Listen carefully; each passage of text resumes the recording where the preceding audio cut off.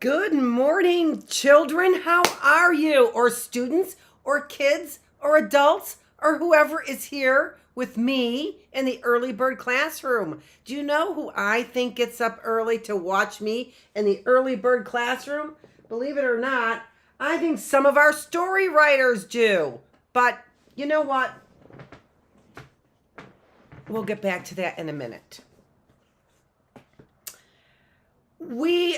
I said today, if you didn't see the schedule, today we are going to change things up just a little bit.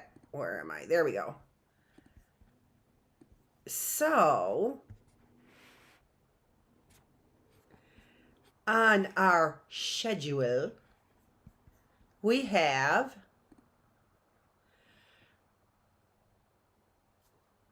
that's not right.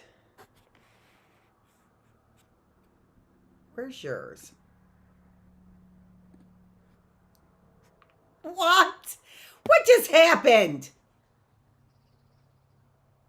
Oh, that is yours. Oh, I don't have my glasses. Here we go again. Where's her glasses? She doesn't have her. Where's her glasses? She can't read anything. Watch, you can tell she can't because she's like this. So, we are starting a new book today for you, but we're also starting a new schedule. We were reading this book by Albert I. Mayer, but it got kind of boring, right? It was really boring at the end. And I got the feeling that Albert I. Mayer thinks that he is actually a mayor. I don't know why, but watch the latest episode of Club Random, and you'll see those two talking about exactly what I'm talking about. It's so odd, but not really. We'll get to that a little bit later on. More of that a little bit later on, right, Albert I. Mayer? Crazy, crazy, crazy. But I just lost my light. Give me a minute. Oh, and she's got her light back. Oh, it's still on a little bit dim. Hold on.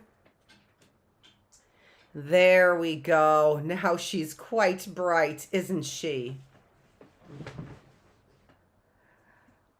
So, we have been reading from the very beginning of our classroom. We have been reading about God, right? We started with knowing because we really want a healthy spirit is what we want.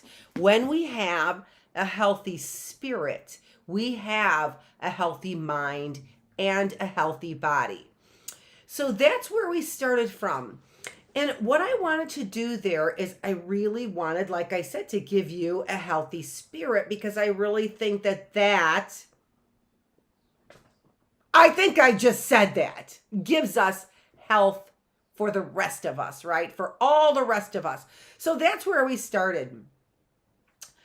But we also want to talk about things that are going on today and different stories. We want to talk about math and phonics, and we want to talk about science as well, right? So there are a lot of things to talk about. So I want to change our schedule a little bit. So I'm going to tell you that's what I wanted to introduce to you. We're going to change our schedule.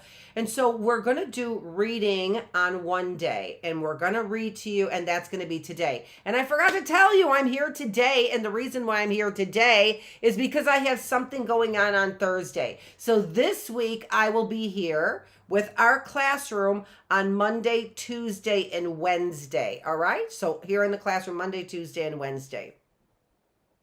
I keep thinking about this Albert I. Mayer and just all, and I just think about how appropriate his stuff is for third graders.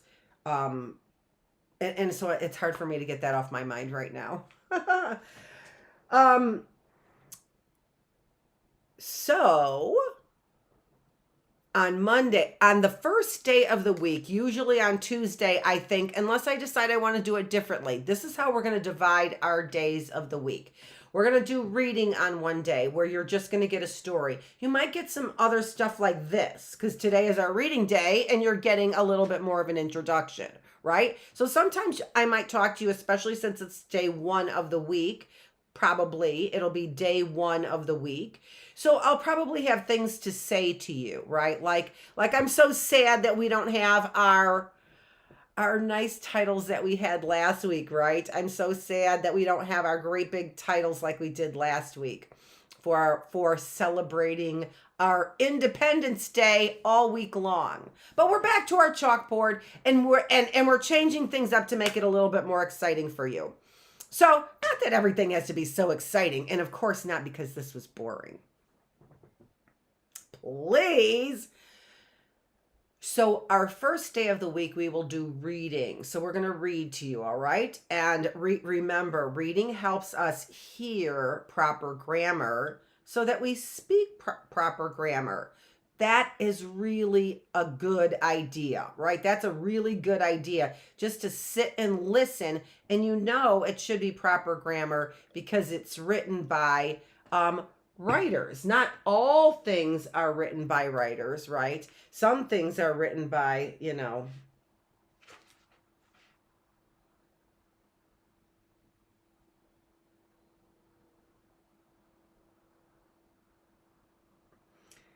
Albert I. Mayer, the author of 7 novels.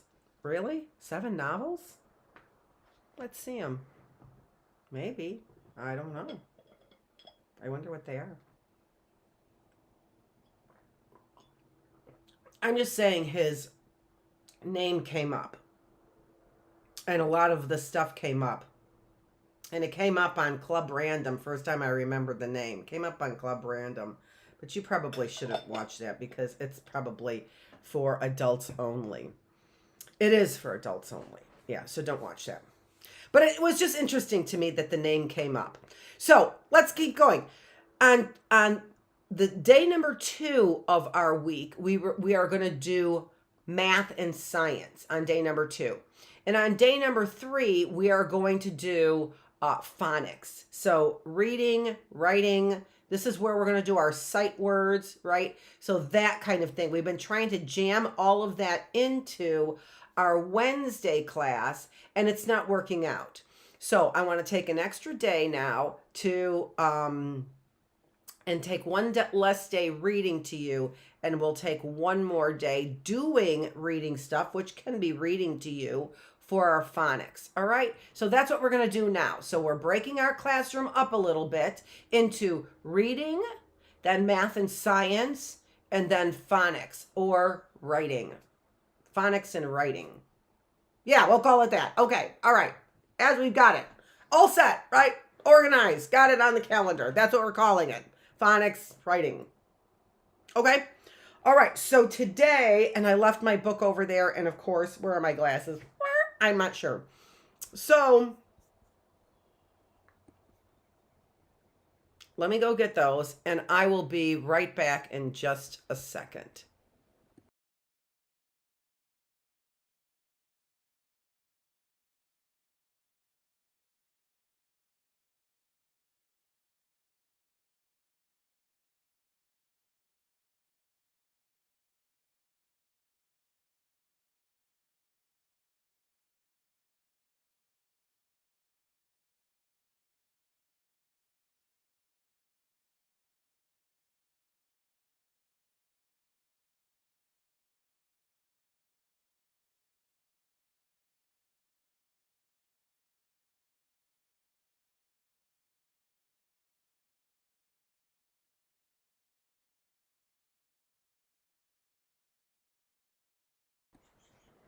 Okay, so today we are talking about a story from the Underground Railroad.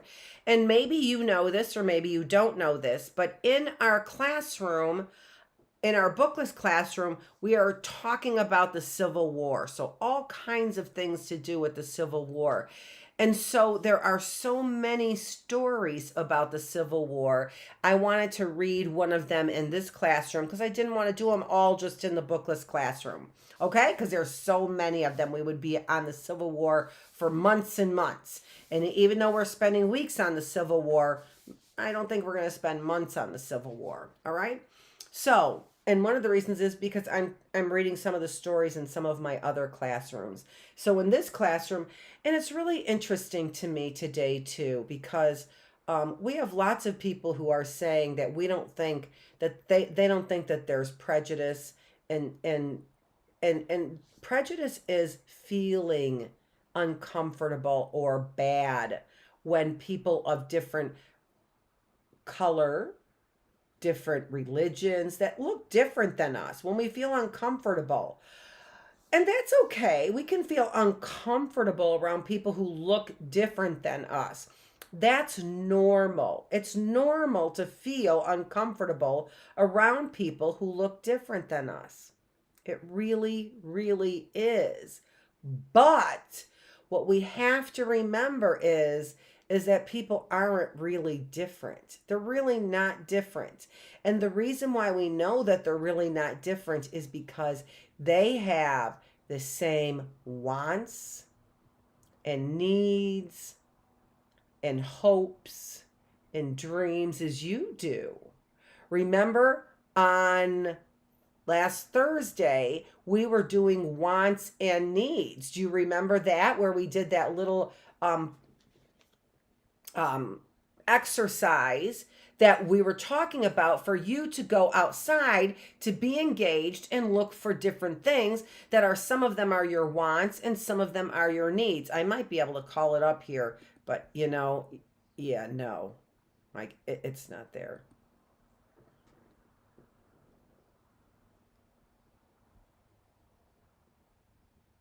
I'm just looking to see because I actually might be able to find it. Oh,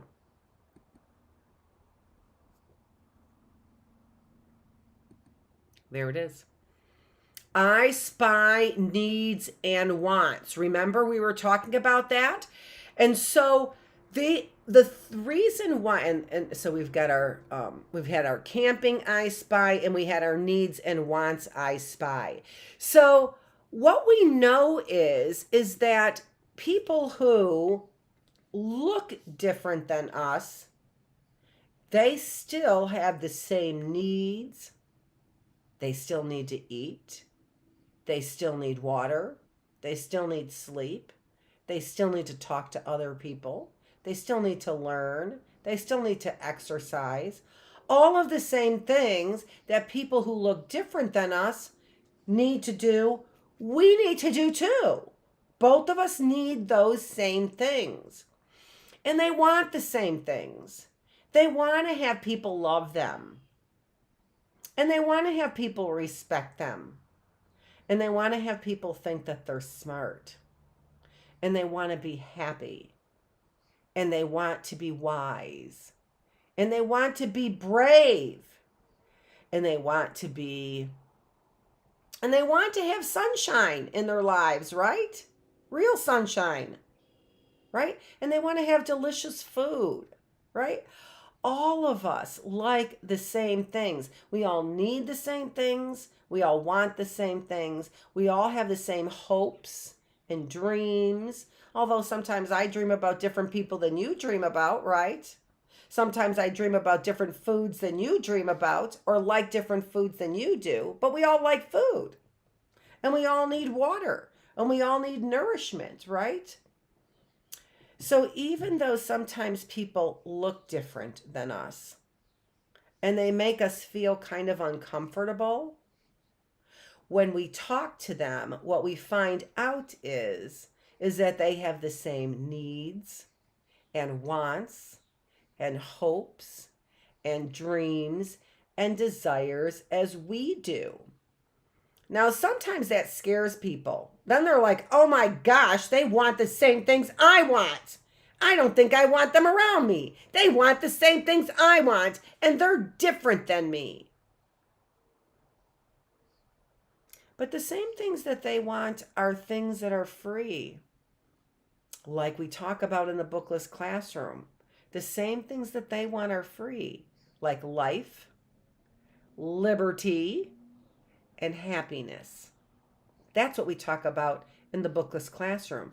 That's what's promised right here in this United States.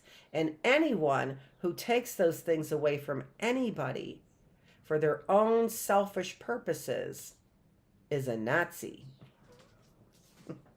is a fascist. We have them around here in the neighborhood. That's the reason why I use that language, because we have them right here underneath my feet. Henry's Freedom Box, a true story from the Underground Railroad. Okay, let's get going. Right? I don't think you're mayor.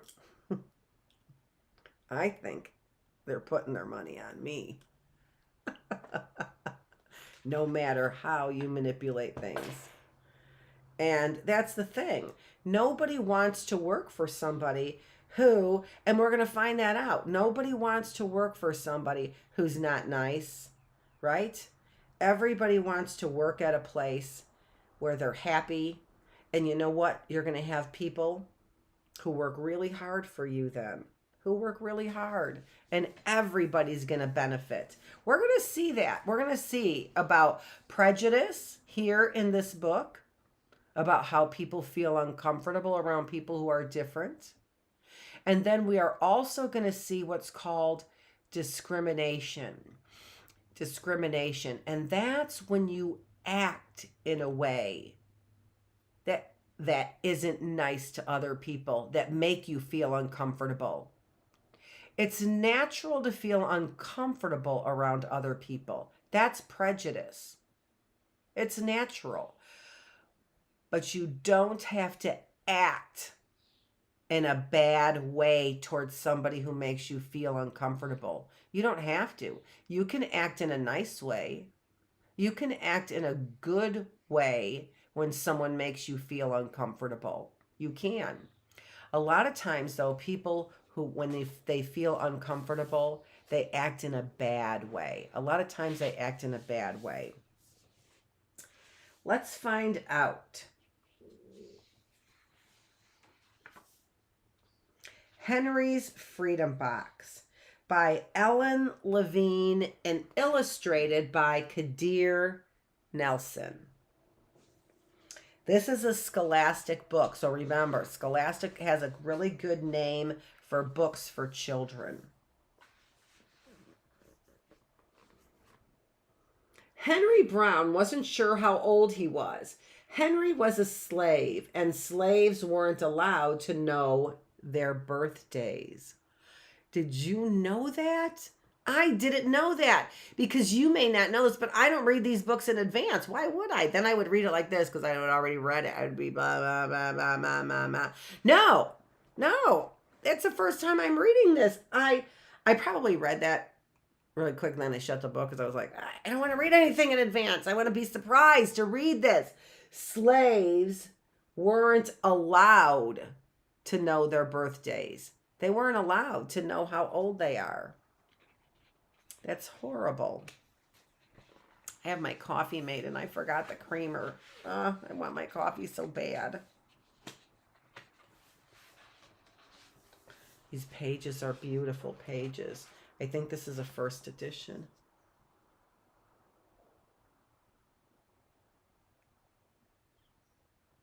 I'm not sure. This is copyrighted in 2007. A lot of these stories for children about slavery, they were written way late. We need a lot of people of color to be writing these books, to write more books. Did you see the picture though? So there is Henry Brown. There we go. Don't you love it when the beautiful pictures fill up the cameras? There's a lot of racist people out there, though, who wouldn't think that that's a beautiful picture. It's a shame. It's a shame. We're going to find out about prejudice and discrimination based on the color of people's skin. And that's called racism because it's based on their race, the color of their skin. And that's why it's called racism. Okay? So when we discriminate, act badly towards people that make us feel uncomfortable, that make us feel prejudice, that's called racism. All right? Henry and his brothers and sisters worked in the big house where the master lived. Henry's master had been good to Henry and his family, but Henry's mother knew things could change. Do you see those leaves blowing in the wind? They are torn from the trees like slave children are torn from their families. And that's what happens sometimes. Children they don't get to stay with their families. It's a sad story. This is a sad story. This is a story during the Civil War times. Let's see if they give us a date. This is in the 1800s is when this was, all right? So 1830s, 40s, 50s, definitely 50s. Okay? Right around that time. That's when the Civil War was, all right? One morning, the master called for Henry and his mother. They climbed the wide staircase. The master lay in bed with only his head above the quilt. He was very ill. He beckoned them to come closer. Beckoned means like this. That's to beckon, right? If I beckon, I call you. All right? I'm calling you is beckon. Okay? You can also beckon somebody like, come here. That's beckon. Okay? Come here. Come closer. Some slaves were freed by their owners. Henry's heart beat fast. Maybe the master would set him free. But the master said, you are a good worker, Henry. I am giving you to my son. You must obey him and never tell a lie. Henry nodded, but he didn't say thank you. That would have been a lie. All of these stories that I'm reading show how badly people wanted their freedom, how badly they wanted to be free. I know. I did fix that side of my hair. It took me a while to make the first comment about my hair, though, didn't it? It took me a while. Later that day, Henry watched a bird soar high above the trees. Free bird. Happy bird, Henry thought. Henry said goodbye to his family. He looked across the field. The leaves swirled in the wind. So he had to leave his family. When he went to go work for his son, he had to leave his family. Let me try and get those lights off of there.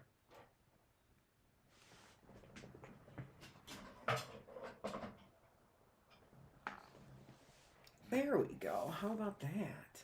All right, first try. Woohoo! Those are awesome pictures, aren't they?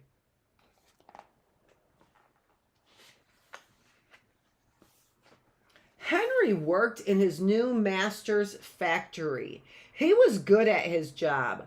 Do not tear that tobacco leaf, the boss yelled at the new boy. He poked the boy with a stick. If you made a mistake, the boss would beat you.